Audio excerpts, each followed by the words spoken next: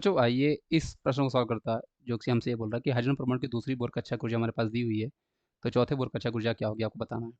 तो इस तरह के क्वेश्चन बच्चों आपके एग्जाम में बहुत पूछे जाते हैं। इनको करने का सबसे सिंपल सा और सीधा तरीका आपके पास क्या होता है बच्चों, आप ये ध्यान रखना कि एनर्जी का जो फॉर्मूला हमारे पास होता है बच्चों, आपके पास क्या होता है, वो आपके पास जैसे -13.6 Z square by N square हमारे पास जो होता है बच्चों, ये आपके पास होता है। एक तो आपको ये ध्यान रखना है, लेकिन इसकी यूनिट आपके पास इलेक्ट्रिक वोल्ट पर एटम होती है। ऐसे आपके पास बच्चों with respect two kilo joule वाली भी आपके पास एक यूनिट होती है, फॉर्मूला होता है।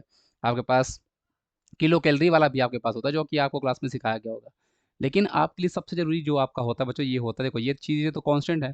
आप यहाँ से energy is directly proportional to Z square by N square ऐसे करके आप यहाँ पे एक रिलेशन बना सकते हो, क्योंकि रिलेशन के बेसिस से बहुत क्वेश्चंस आते हैं। जैसे यहाँ पे आप देखो, हाइड्रोजन परमाणु उसने बोला हुआ है, दूसरी बोर का अच्छा मतलब एन इक्वल टू उसने हमसे 2 लिया हुआ है।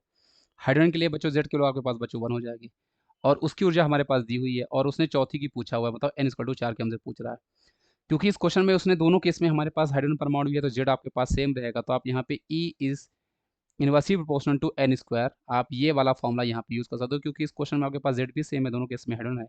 अब यहाँ पे दो अलग अलग कंडीशन है बच्चों, तो आपके पास ये टू दूसरी बोर का अच्छा बोला था, और फोर इज इक्वल टू बच्चों आपके पास यहाँ पे हमारे पास N4 मतलब चौथी बोर कक्षा का स्क्वायर और N2 का स्क्वायर, क्योंकि दोनों इनवर्सली प्रोपोर्शनल, तो ये आपका रेशो बन जाएगा। E2 की वैल्यू हमारे पास बच्चों -328 आपके पास दी हुई है, आपको E4 बच्चों आपको यहाँ पे निकालना है।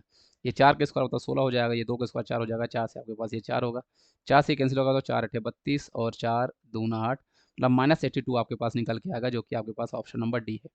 सेम इसी तरह बच्चों आपके पास चाहो तो रेडियस, जैसे रेडियस का हमारे पास जो रिलेशन होता है बच्चों, आपके पास directly proportional to N square by Z होता है। ये आप ध्यान रखना, डायरेक्टली क्वेश्चन इससे बनते हैं। और वेलोसिटी आपके पास बच्चों जेड बाय एन होता है, ये आपको ध्यान रखना है। तो आपको ये रिलेशन वाला फॉर्मूला आपको आना बहुत जरूरी है बच्चों, उससे बहुत सारे क्वेश्चन आपके सॉल्व हो जाते हैं। Thank you.